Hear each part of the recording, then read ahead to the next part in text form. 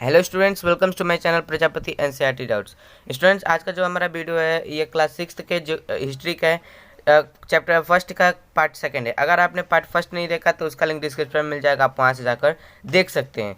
तो आज की इस वीडियो में हम स्टार्ट करने वाले हैं, यहाँ से स्टार्ट करेंगे finding out about the past, कि पास्ट के बारे में हम कैसे पता करें। तो उससे पहले अगर आपने मेरे चैनल को अभी तक सब्सक्राइब नहीं किया तो नीचे लाल बटन दबाकर चैनल को सब्सक्राइब करें, ताकि मेरे वीडियो की हर अपडेट आपको मिलती रहे। तो चलिए वीडियो स्टार्ट करते हैं। देखिए, आज के वीडियो में स्टार्ट करने वाले हैं finding out about the past, कि पास्ट के बारे में हम कैसे पता करते हैं। तो देखिए, there are several ways of finding out about the past. यहाँ पर बहुत सारे तरीके हैं पास्ट के बारे में, बीते हुए समय के बारे में ढूंढने के लिए। सेवरल मीन्स अनेक और वेज मीन्स तरीका, ठीक है। One is to search for and read books that were written long ago. उनमें से एक आता है कि उन बुकों को, उन किताबों को ढूंढना जो बहुत ही पहले लिखे गए थे और उनको पढ़कर पता करना, क्योंकि पहले के जो इंसान रहते थे वो जो है बहुत सारी किताबें लिखा करते थे, और उन किताबों को जो है कहीं टेम्पल्स में, कहीं मोनेस्ट्रीज में रख दिया करते थे, और वो जो अब आज मिलता है कहीं ढूंढने पर, तो उनमें उनके कल्चर का, उनके रहन सहन का सब पता चलता है। These are called manuscript because they were written by hand. और इन किताबों को क्या कहा जाता है कि मैन्युस्क्रिप्ट। मैन्युस्क्रिप्ट मीन्स होता है हिंदी में हस्तलेख या हस्तलिपि कहते हैं। क्यों? क्योंकि ये जो है हैंड से लिखे गए थे। देखिए यहाँ पे दिया भी है मैन्युस्क्रिप्ट का कि this comes from Latin word Manu meaning hand. क्यों मैन्युस्क्रिप्ट कहा जाता था? तो क्योंकि मनु जो है लैटिन वर्ड में इसको क्या कहते हैं, हैंड कहा जाता है, और इसको तो हिंदी में क्या आता है, हस्तलेख आता है, ठीक है। These were usually written on palm or on the specially prepared bark of a tree known as the birch, which grows in the Himalayas। तो ये किस पे लिखे जाते थे? पाल्म लीफ पे लिखे जाते थे, या फिर स्पेशली प्रिपेयर्ड मीन्स बहुत ही एक विशेष रूप से एक बार्क, ट्री का बार्क होता था, छाल होता था, जिसको बिर्च कहते थे, उस पे लिखा करते थे, जो हिमालय में पाया जाता है। पहले जो जब तक पेपर की खोज नहीं हुई थी तो इसी से ऐसे ही काम करते थे, ठीक है। चलिए नेक्स्ट देखिए क्या है। ओवर द ईयर्स, बहुत सालों तक, many manuscripts were eaten away by insects, some were destroyed. बहुत सालों तक कुछ मैन्युस्क्रिप्ट जो है, मान लीजिए मैन्युस्क्रिप्ट अगर लीव्स पे लिखा जा रहा है तो कहीं रखा जाएगा तो इंसेक्ट उस पे लगे कहीं, तो उससे क्या हो गया कि मैन्युस्क्रिप्ट इंसेक्ट्स को मैन्युस्क्रिप्ट्स को इंसेक्ट खा गए, ठीक है। और जो जितने भी इंसेक्ट्स है वो खा गए, मतलब बहुत सारे ऐसे मैन्युस्क्रिप्ट को इंसेक्ट्स को खा गए, और कुछ उनमें से क्या हो गए, डिस्ट्रॉय मीन्स नष्ट हो गए रहते रहते, ठीक है। बट मेनी, लेकिन उनमें से कुछ क्या हुए कि उनमें से कुछ जो है अभी तक सरवाइव कर गए। मीन्स देखिए नेक्स्ट पेज पे दिया होगा, many of them has survive, means उनमें से कुछ जो है क्या हो गए, सर्वाइव कर गए, मीन्स जीवित रह गए। देखिए यहाँ पे एक मैन्युस्क्रिप्ट का फिगर भी दिया है, ये जो हमारा मैन्युस्क्रिप्ट है, देखिए कैसे लिखा पड़ा है, पाल्म लीफ पे थोड़ा फटा वटा है, ठीक है। चलिए हम आगे पढ़ते हैं। Often preserved in temples and monastery, जो बच गए हैं वो जो भी मोनिस्क्रिप्ट बचे पड़े थे वो कहाँ प्रिजर्व किए गए थे, तो मंदिर में या मोनेस्ट्रीज में, मठ में प्रिजर्व किए थे, इसलिए अभी तक हमारे पास उपस्थित है। This books dealt with all kinds of subject. ये जो मैन्युस्क्रिप्ट के जो बुक बने हुए थे वो ये सारे सब्जेक्ट से डील करते थे, मीन सारे सब्जेक्ट के बारे में इन बुक में लिखा हुआ था, जैसे कि रिलीजियस बिलीफ, धार्मिक श्रद्धा के बारे में, ठीक है। प्रैक्टिस मीन्स रीति रिवाज होता है, ठीक है। The lives of kings, medicine and science, और राजाओं का जीवन, दवाइयों के बारे में और विज्ञान के बारे में भी लिखा जाता था।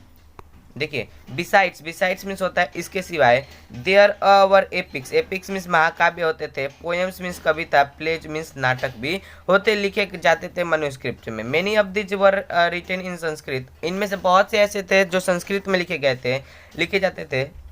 अदर वर इन प्रकृत, और इनमें से बहुत ऐसे भी थे जो प्रकृत लैंग्वेज में लिखे जाते थे।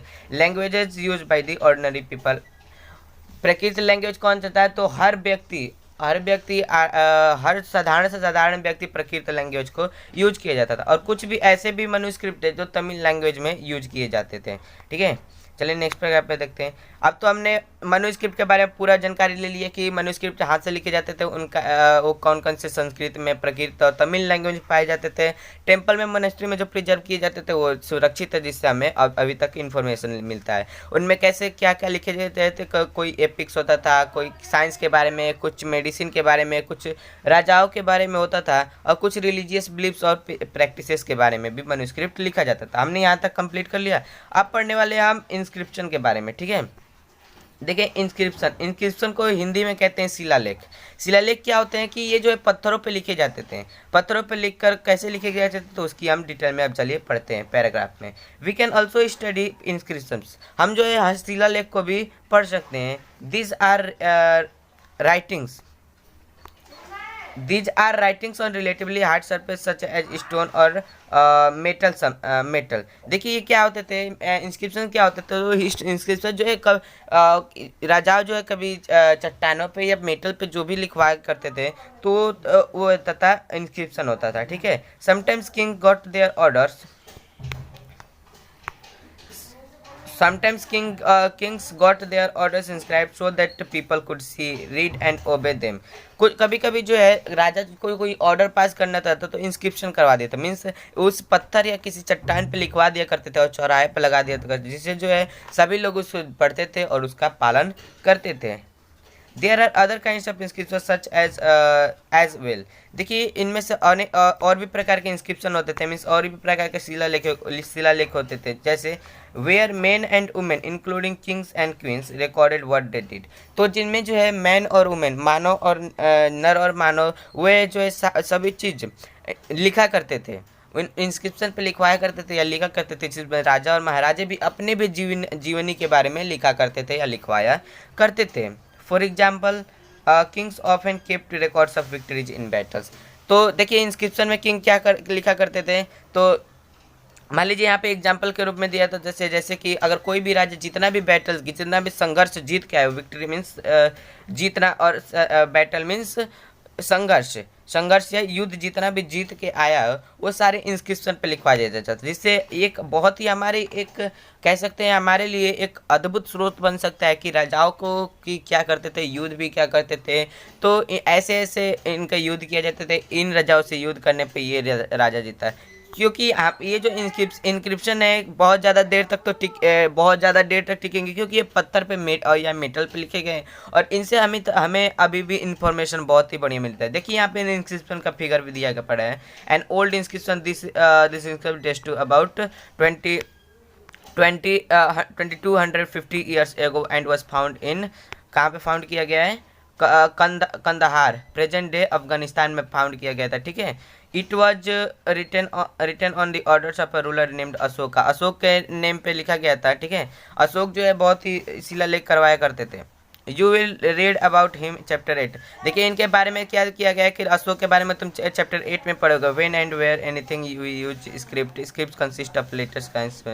देखिए बस इतना ही रहने दीजिए, ये जो बेसिक चैप्टर 8 में जो है अशोक बहुत ज़्यादा शिलालेख करवाया करते थे, तो उनके बारे में हम चैप्टर 8 में डिटेल में पढ़ेंगे। देखिए यहाँ पे कुछ क्वेश्चन दिया है। Can you think of the advantage of writing on a hard surface and what could have been difficulties. क्या ये कह रहा है कि क्या तुम उस डिफिकल्टीज को सोच सकते हो या कि क्या डिफिकल्टीज होते थे उन हार्ड सरफेस पर लिखने में, और उन हार्ड सरफेस पर लिखने में क्या एडवांटेज होते थे। तो एडवांटेज मीन्स होता है बेनिफिट, ठीक है, ये लाभ। तो एडवांटेज तो यही था, हमारा एडवांटेज यही था कि बहुत लॉन्ग टाइम तक ये जो है इंस्क्रिप्शन रह सकते, क्योंकि ये मेटल पे लिखे जाते थे या स्टोन्स पे लिखे जाते, और स्टोन्स जो है किसी बैक्टीरिया के द्वारा, किसी इंसेक्ट्स के द्वारा नहीं खाया जा सकता। और इसकी डिफ़िकल्टी यही थी कि ज़्यादा समय में कम ही इंस्क्रिप्शन लिखे जा पाएंगे, क्योंकि देखिए इनमें लिखने में बहुत ज़्यादा मेहनत लगेगा, इनको काट कर लिखना पड़ेगा पत्थर पर, ठीक है, इसीलिए मैं कह रहा ऐसे बात होती है। नेक्स्ट पैराग्राफ देखिए। देयर वर मेनी अदर, देखिए अब दूसरे सोर्स के बारे में चल रहा है ये। There were many other things that were made and used in the past। इनमें से बहुत ही ऐसे चीज़ होते थे जो यूज किए जाते थे पास्ट में, मीन्स प्रयोग किए जाते थे। Those who study these objects are called archaeologists। और जो इन ऑब्जेक्ट्स के बारे में पढ़ाई करता है, सर्वे करता है उस पर, उसको क्या कहते हैं, आर्कियोलॉजिस्ट, जिसको हिंदी में कहते हैं पुरातत्व वैज्ञानिक, ठीक है। पुरातत्व वैज्ञानिक। They study the remains of building made of stone and brick painting sculpture. देखिए स्कल्पचर क्या होता है, स्कल्पचर मीन्स होता है मूर्ति बनाने की विधि। देखिए तो ये आर्कियोलॉजिस्ट क्या करते हैं, तो उन सारे रिमेन्स को, उन अवशेष को ढूंढते हैं और अवशेष को ढूंढने के बाद उन पे स्टडी करते हैं, जैसे बिल्डिंग्स, स्टोन्स का बना हुआ बिल्डिंग, ठीक है, ब्रिक्स के, पेंटिंग्स के, और स्कल्पचर मीन्स मूर्ति वूर्ति मिल जाए तो। They also explore and excavate, dig under the surface of earth to find tools, weapons, pots, pans, ornaments and coms, sorry coins.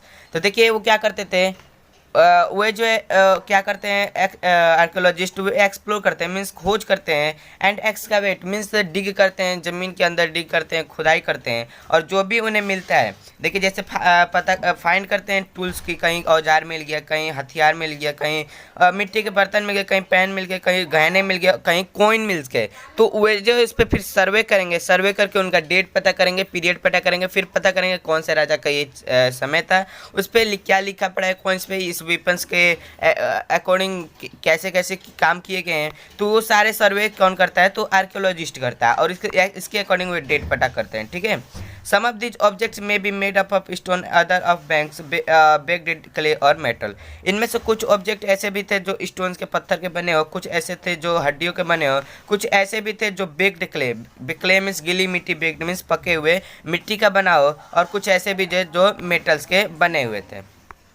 Object that are made up hard imperishable subject usually survive for a long time.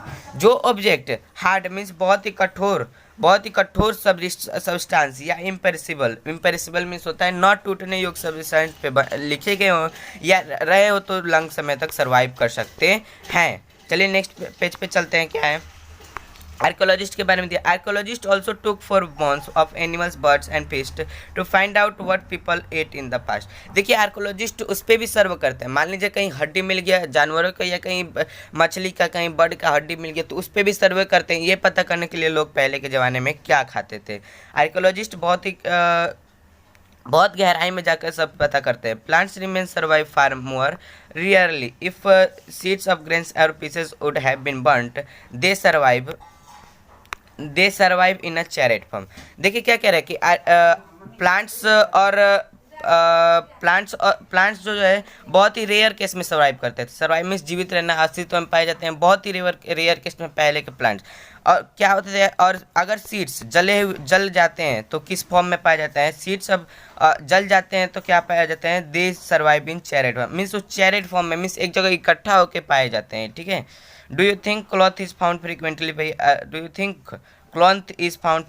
By archaeologist. ये कह रहा है, question पूछ रहा है, क्या आप ये सोचते हो कि क्लॉथ भी आर्कियोलॉजिस्ट द्वारा पाया जाता है, तो हाँ पाया जाता होगा, फिर तभी तो उनके कल्चर के बारे में हम पता करेंगे कि कैसा वो क्लॉथ पहना करते थे, ठीक है। हिस्टोरियंस, इतिहासकार, that is scholars who study the past often use the source to refer the information found from manuscripts, inscriptions and archaeology. जो भी हिस्टोरियंस थे इतिहासकार हैं, जो स्कॉलर्स में छात्र होते हैं, जो पास्ट के बारे में, बीते हुए समय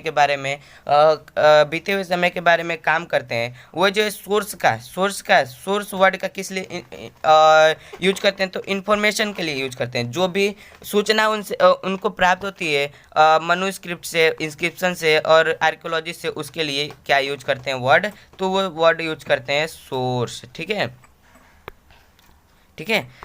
वन सोर्सेज आर फाउंड, जो भी एक स्रोत कहीं से मिल जाए या इन्फॉर्मेशन मिल जाए, learning about the past becomes an adventure, उनके लिए एक पास्ट के बारे में पता करना एक साहसिक कार्य हो जाता है। क्यों? क्योंकि उनको एग्जैक्ट एकदम वैल्यू पता करनी पड़ती है, कब का है, किस राजा का है, किस समय से बिलोंग करता है। As we reconstruct it by bit which, जैसे कि हम इसको फिर से रिकन्स्ट्रक्ट कर रहे हो, ऐसे इनको पता करना। सो हिस्टोरियंस, इसलिए हिस्टोरियंस जो है, इतिहासकार जो है, and archaeologist are like detectives, इसलिए हिस्टोरियंस, इतिहासकार और आर्कियोलॉजिस्ट कैसे होते हैं, एक डिटेक्टिव्स की तरह होते हैं।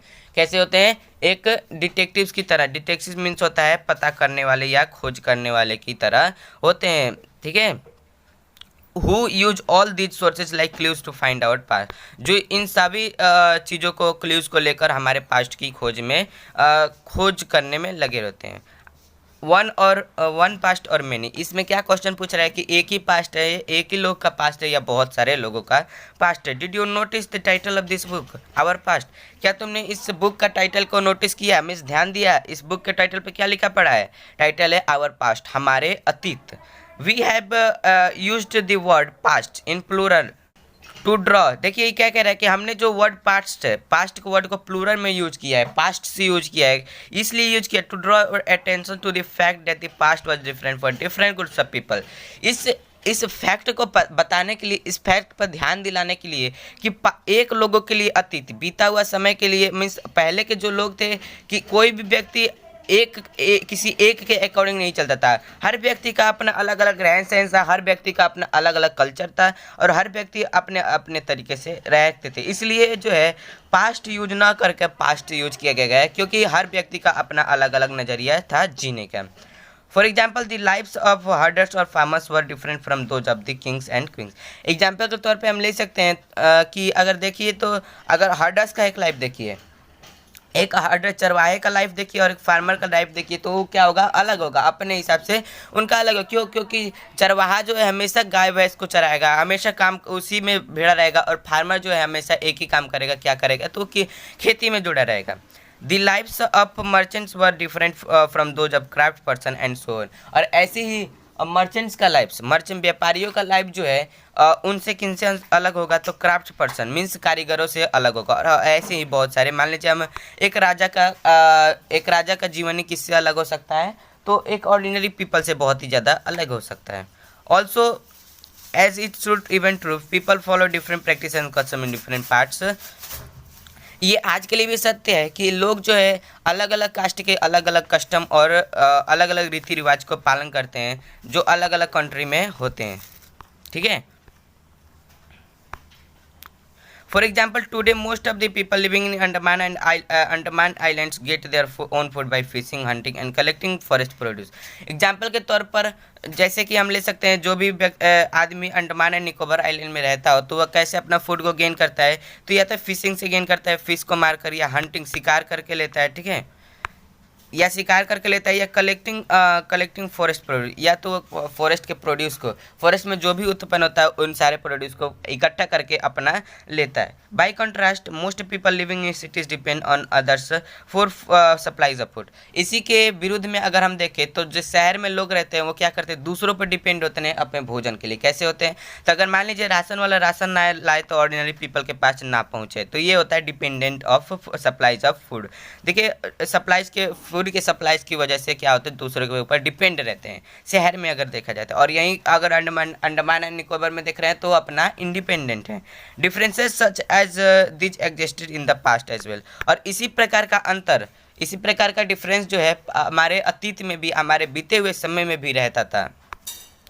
बिसाइड्स, इसके सिवाय there is another kind of differences, इसके सिवाय अलग प्रकार का एक अंतर भी है। We know a great deal about kings and the battles they fought because they kept records of their victories. देखिए हम जानते हैं कि जो राजा के बारे में क्या करते हैं और कौन कौन से बैटल जीत के, कौन कौन से युद्ध जीत के आते हैं, क्योंकि वे जो है इनका रिकॉर्ड रखते थे, कभी इंस्क्रिप्शन पे तो कभी कुछ पे ये अपना रिकॉर्ड जरूर रखते थे, जिसकी वजह से हमें पता चल जाता है। ठीक है, सॉरी पीछे चला गया था थोड़ा।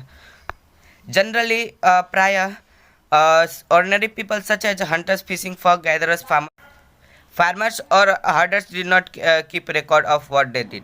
जब प्रायः जो है ऑर्डिनरी पीपल जो है कभी भी अपना रिकॉर्ड नहीं रखते थे, जैसे हंटर हो गए, फिशर हो गए, गैदरर्स हो गए, फार्मर्स हो गए, ये जो है अपना कभी भी रिकॉर्ड नहीं रखते थे कि वो क्या करते हैं। क्योंकि इनके पास ऐसी विधि, कुछ ऐसी जानकारी इनके पास उतनी नहीं रहती थी पहले के ज़माने के गरीब लोगों के पास। While archaeology help us to find their lives and there is much that remains unknown. लेकिन आर्कियोलॉजिस्ट, पुरातत्व वैज्ञानिक जो है उन सारे पार्ट्स के, उन सारे बीते हुए समय के बारे में पता लगा लेता है, उन सब के बारे में, रहन सहन के बारे में पता लगा सकता है। किससे पता लगाता है? तो रिमेन से, अवशेष से पता लगाता है। जो भी अवशेष उन्हें मिलता है उनसे ही पता लगाते हैं आर्कियोलॉजिस्ट। ठीक है, तो नेक्स्ट पर है what do date means, date का क्या मतलब हुआ। If somebody ask you date, अगर कोई भी तुमसे डेट पूछता है तो you probably mention the day, month and year. 2000 and something. अगर मान लीजिए कोई भी आपसे डेट पूछे तो आप क्या मेंशन करोगे? आप उसको पहले तो डे बताओगे, फिर मंथ कौन सा चल रहा है वो बताओगे, फिर ईयर कौन सा चल रहा है वो बताओगे, यही करोगे। हाँ, तो सब यही करते हैं, इसमें कोई घबराने की बात नहीं, सब यही करते हैं, आप भी यही करोगे। चलिए, these years are connected from the date generally assign to the birth of Jesus Christ the founder of Christianity.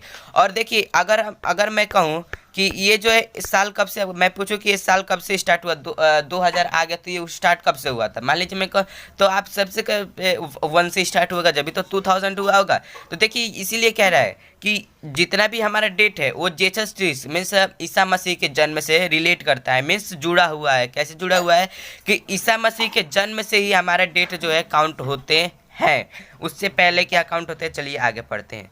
So 2000 means 2000 years after the date birth of Jesus.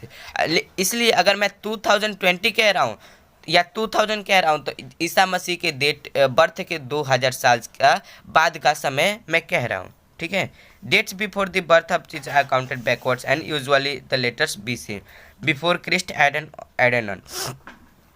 देखिए, जितने भी डेट्स है जो अगर मान लीजिए मैं कहूँ कि अगर ये दुनिया तो जीसस क्राइस्ट के से ही स्टार्ट नहीं हुए, उनसे पहले भी दुनिया में बहुत सारे रह चुके हैं, तो उनका डेट कैसे काउंट किया जाएगा? तो उनका डेट जो है प्राय पीछे की तरफ से काउंट किया जाता है। समझ में नहीं आया ना? पीछे की तरफ देखिए, इसका मैं बीसी और बीसी का अलग से मैं एक वीडियो बनाऊंगा, उस पर कॉपी पेन से मैं समझाऊंगा बढ़िया से, क्योंकि बहुत ही कॉम्प्लिकेटेड है ये, और जब तक प्रैक्टिकली मैं ना समझाऊँ आपको कुछ भी समझ नहीं आएगा। तो मैं समझा देता हूँ, यहाँ पे भी समझाने की कोशिश करता हूँ। तो देखिए, ईसा मसीह यहाँ पे सेंटर में लीजिए, और इनके पहले के जो भी काल आता है तो वो उल्टा गिना जाता है, और इनके बाद का जो काल है सीधा गिना जाता है, तो 2000। और इधर से अगर काउंट करें, अगर मान लीजिए किसी का जन्म 200 BC में हुआ हो, तो उसका मृत्यु कब हुआ? मान लीजिए वो शायद 100 साल जिया तो कितने कब मृत्यु हुआ? तो 100 BC में उसका मृत्यु होगा। देखिए, उल्टा काउंटिंग हो गया ना, तो ये होता है उल्ट BC, ठीक है। All dates before the birth, ये तो हो गया। देखिए, इन दिस बुक, इस बुक में we will refer dates going back from present using 2000 our starting as our starting. और इस बुक में हम जो है प्रायः जो है BC की बात करते रहेंगे, जो भी डेट है पहले की डेट्स की बात है। इसमें देखिए, अगर क्लास 6 है तो पहले एंशिएंट हिस्ट्री से ही स्टार्ट होगा, ये आपका पूरा जो हिस्ट्री है, ठीक है। क्लास 7 जब आप आएंगे तो उसमें पढ़ेंगे मेडवल के बारे में, और क्लास 8 में जब आएंगे तो उसमें पढ़ेंगे आप क्या पढ़ेंगे, तो आप मॉडर्न के बारे में पढ़ेंगे। तो लेटर्स विद डेट्स, देखिए लेटर्स कैसे, डेट्स के साथ लेटर्स कैसे लगाते हैं। तो BC we have stand for before Christ. BC किसके लिए स्टैंड होता है? तो बिफोर क्रिस्ट के लिए स्टैंड होता है, ठीक है। You will sometimes find AD before dates.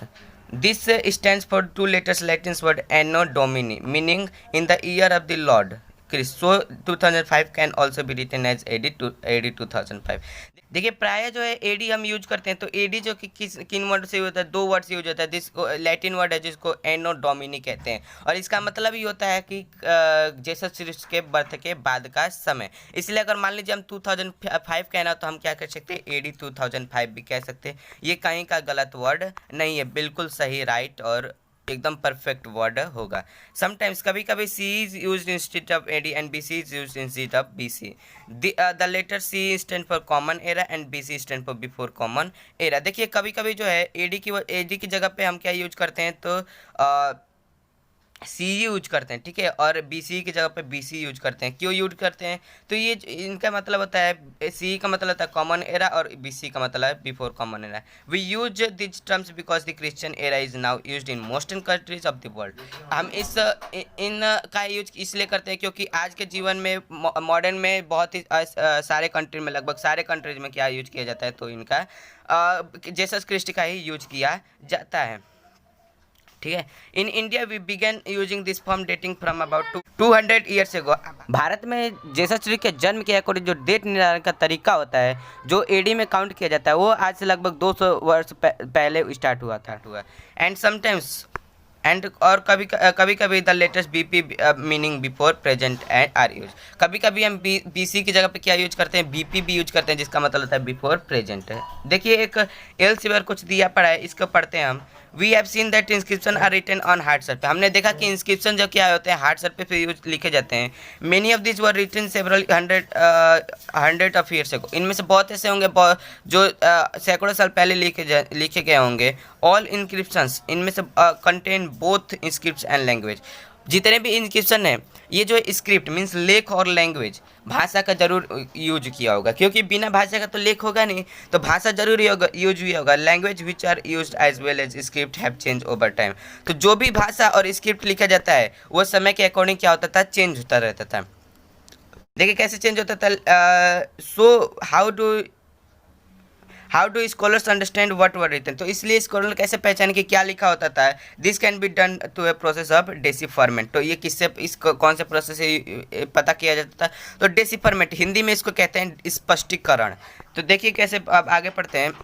One of the most stories of decipherment come from Egypt. Decipherment स्पष्टीकरण का एक बहुत ही अद्भुत कहानी इजिप्ट से आता है। Country in North Africa where there were kings and queens about 5000 years ago. जहाँ जो एक कंट्री है, कौन सा है कि नॉर्थ अफ्रीका में एक कंट्री है जहाँ पे 5000 साल पहले से ही क्या रहते थे, किंग रहते थे। Rosetta is a town north coast of Egypt. Rosetta एक टाउन है जहाँ पे, कहाँ पर है, इजिप्ट के उत्तरी कोस्ट पे है, ठीक है। And here an inscribed stone was found. और यहाँ पे एक लिखा हुआ एक इंस्क्रिप्शन पाया गया, which content inscription in 3 languages and script, जो कि किस 3 लैंग्वेज में पाया गया था। किन लैंग्वेज, तो 3 लैंग्वेज में वो पाया गया। तो scholars who could read Greek figured out the names of the kings and queens were enclosed in little frame called the cartouche का गया। देखिए जो 3 लैंग्वेज पाया गया, ग्रीक और 2 अदर इजिप्ट के लैंग्वेज पाया गया था। तो इस जो स्कॉलर ग्रीक जानते थे वो तो राजा महाराजाओं का नाम अलग कर लिए, तो इस और अलग फ्रेम बना लिए जिसको कार्टच कहते हैं, ठीक है। They then place the Greek and Egyptian signs side by side. और फिर अब क्या करने लगे कि ग्रीक और इजिप्ट का साइन जो है अलग अलग and identify the sounds in which the Egyptian letters stood. और फिर क्या करने लगे, वो साइन को आइडेंटिफाई करने लगे कि किस लेटर में जो इजिप्ट लेटर लिखे गए हैं। As you can see a lion L stand for A and body stand for A. Once they knew what letters stood for they can easily read the inscription as well. अगर एक बार वो पता कर ले कि ए का मतलब क्या होता है, बी का मतलब क्या होता है, बी किसके लिए स्टैंड होता है, तो हम किसी भी लैंग्वेज को, इंग्लिश लैंग्वेज को आसानी से पढ़ सकते हैं। इसी प्रकार उन्हें जो इंस्क्रिप्शन पता चल गया कि इन इंस्क्रिप्शन का क्या लेटर है, तो वे जो है आसानी से अध्ययन कर सकते हैं। तो आज की वीडियो के लिए बस यही, आशा करता हूँ आपको बहुत बढ़िया समझ आएगा। वीडियो अच्छा लगा हो तो लाइक कीजिए, कमेंट कीजिए, शेयर कीजिए, हमें चैनल सब्सक्राइब करना ना भूले, ठीक है। तो मिलेंगे अगली वीडियो में, तब तक के लिए जय हिंद, जय भारत।